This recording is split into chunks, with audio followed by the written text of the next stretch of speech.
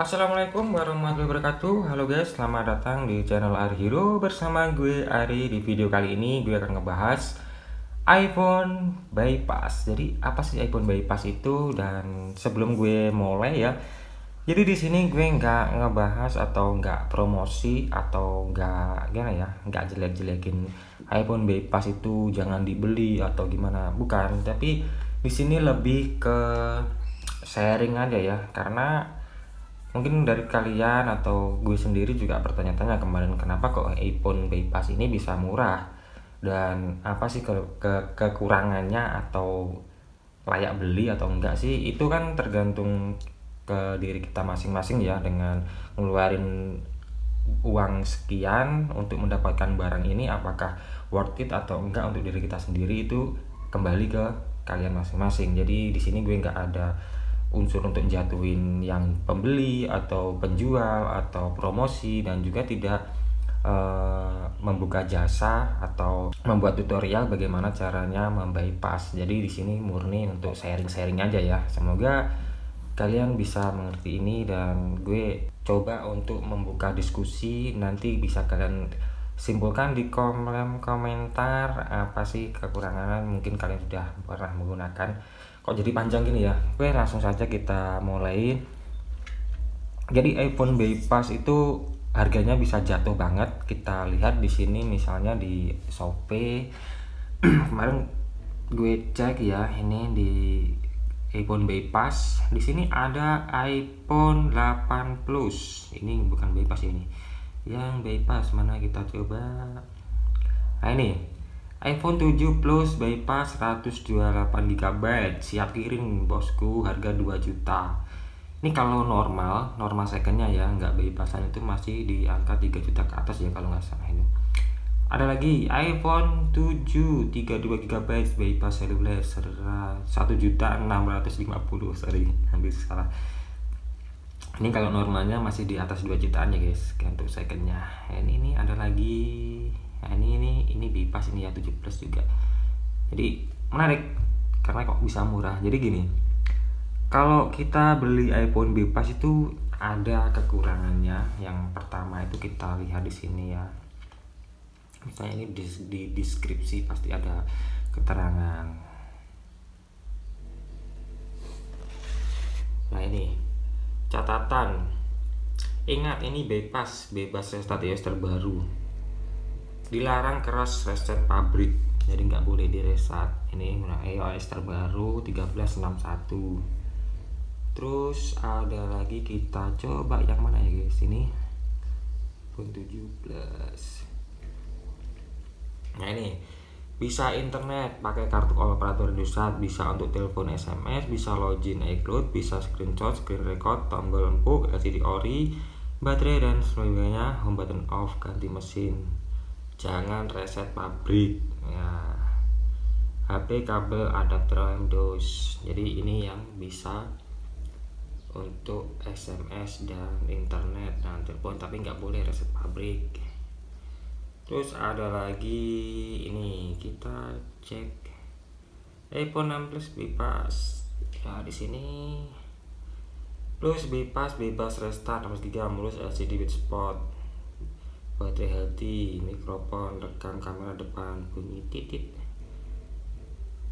manapun bebas reset, tapi nggak disebutin ya bisa untuk internet atau enggak. Terus mana lagi guys, kita ini iPhone berapa tadi, iPhone 6s ya, 6s WiFi only, baca sosmed, IG jos, buat ngegame jos, sudah iOS terbaru, HP dan cas, tidak boleh reset, tidak boleh habis baterai, dan itu ya. Jadi ada macam-macam guys untuk bypassnya. Ada yang WiFi only dan ada yang bisa seluler dan tidak boleh restart. Jadi itu yang, tapi yang kebanyakan itu WiFi only ya guys, yang dijual itu kebanyakan. Jadi kalian kalau mau beli online di online store, biasakan baca deskripsi, dan kalau sudah baca deskripsi nanti bisa tanyakan ke sellernya.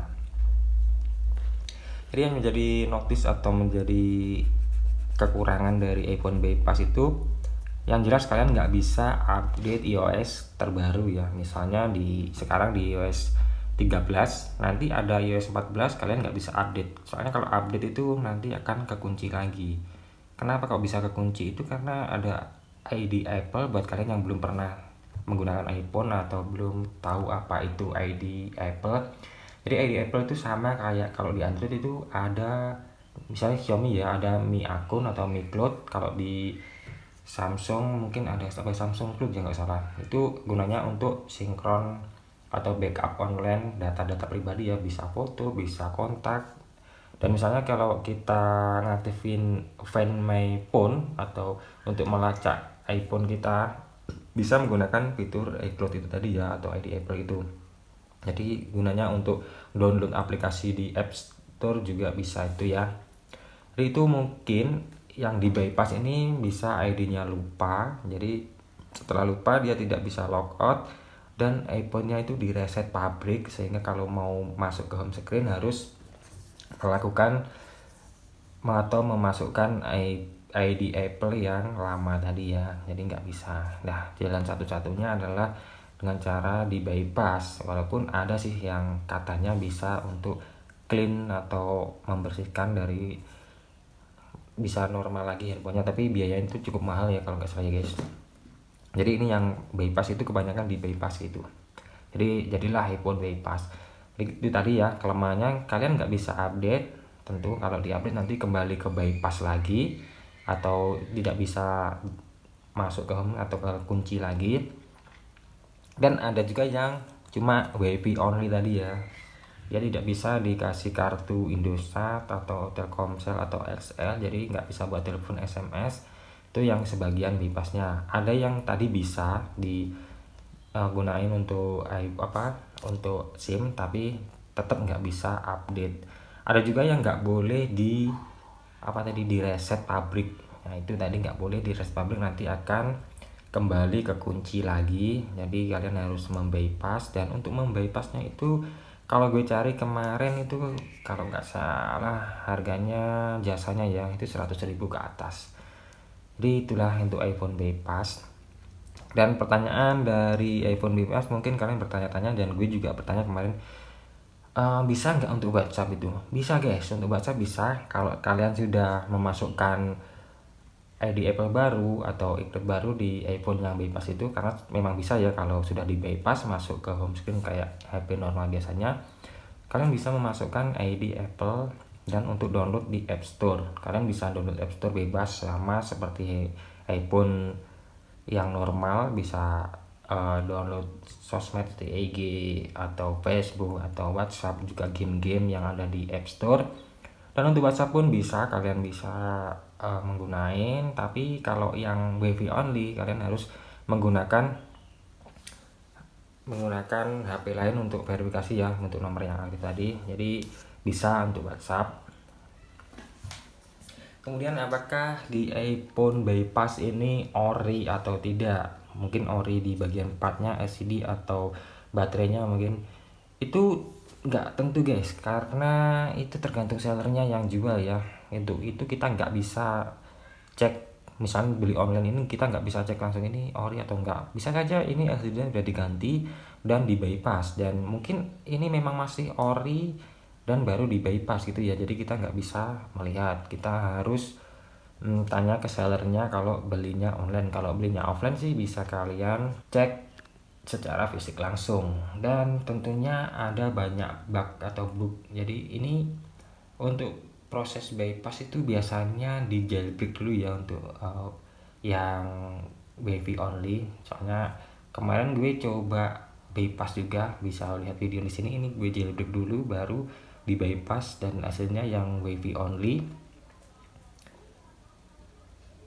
Jadi nanti ada bug dan kalian tidak bisa update. Jadi kalau menurut gue pribadi sih ya, beli iPhone bypass itu untuk handphone kedua. Misalnya kalian sudah punya handphone dan ingin coba-coba iPhone, ya nggak apa-apa sih pakai iPhone bypass ini. Tapi kalau untuk handphone utama jadinya kayaknya ribet ya nanti.